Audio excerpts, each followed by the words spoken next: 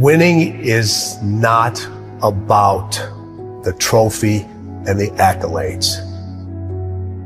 It's about the grind. It's about the obstacles. It's about the challenges. It's about the pain. The reason I know so much about winning is because I've had to deal with so much losing. Everybody wants to win, but in order to know how to win, you got to know how to lose, because you're going to lose more than you're going to win. But what do you gain from it? You've trained some of the greatest of the greats, Michael Jordan, Kobe Bryant, Charles Barkley, Dwayne Wade. So you know something about winning. You know something about sustained winning over time. Your mind has to immediately shift back, because now you felt and tasted something that you can only get through winning. Are you willing to do it again? And that was one of Kobe's favorite words when it related to winning. He says, you have to be obsessed with whatever your win is. Be all in. Mm-hmm. 3 greatest lessons I learned from Michael: competing, accountability, and then winning at all levels. Winning at all levels, what does that mean? You just don't win in one arena. You win in your sports, you win in business, you win in your personal life. Other people win because you win. It isn't just about you. It's about being able to pull the team and show them what it feels like to win. And this isn't about playing basketball like Michael Jordan did, like the late, great Kobe Bryant, Dwayne Wade. This is about having the mindset to win. When you fail, your feelings give you excuses. Your mind makes you more resilient. You look at when Kobe, his first playoff series, he had this horrible game where he shot like 4 or 5 straight air balls. Now, he could have came back next year and said, I got to prove everybody that said, man, you're too young. Why'd you take? No, it was just like, you know what? That's on me. I have to own that moment. Now, I got to prove to myself I can overcome this, because now everybody else is doubting me, but I can't doubt myself. Everybody told MJ, don't go to North Carolina. You'll never play. You shouldn't be here. And Michael went out and he said, I don't need to prove to coach.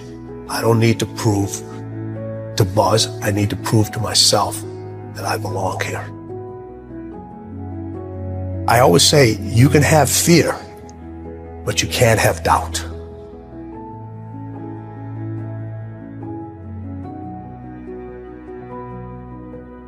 When I was working with my professional athletes, it required me to do a lot of traveling. And this story gets me every time. So when people say, it didn't hurt, it still hurts.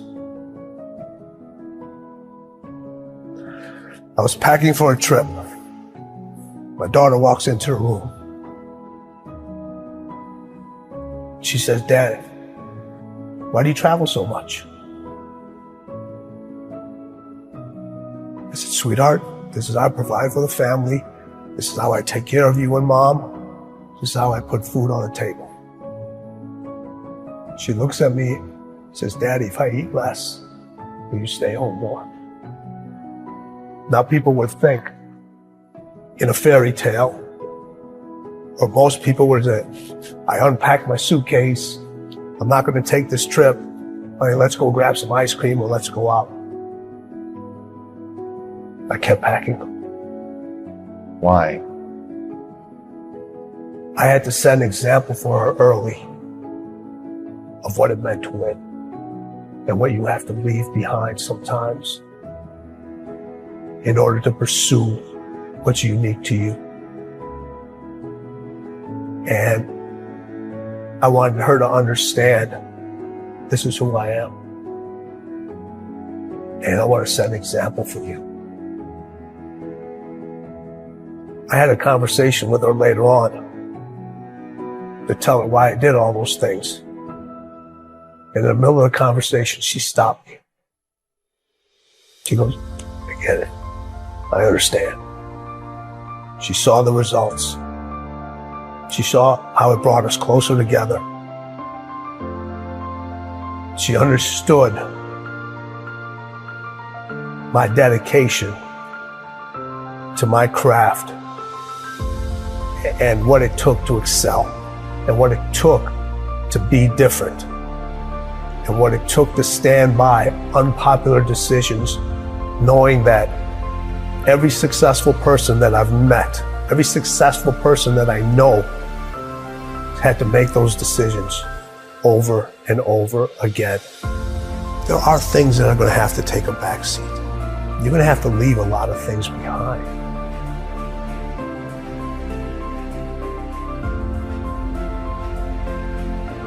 The hardest thing with Kobe was getting him to stop. Yeah, okay, take a break, rest, Yes, take the day off. that was the most challenging thing with him, because over all the years that he had his success, it was about go, go, go. And then when I came on, I was the complete opposite. I got to get you to stop.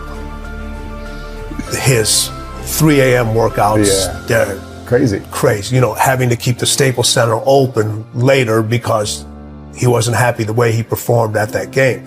And I would not leave till he would leave. Really? Yeah, so we would be in the arena sometimes 2, 3 o'clock in the morning. Shut up. All the lights are turned off except on the court, and we just keep going, we just keep going. What is the mindset of winning? They both had that. So I look at it 3 ways. So you have individuals that compete.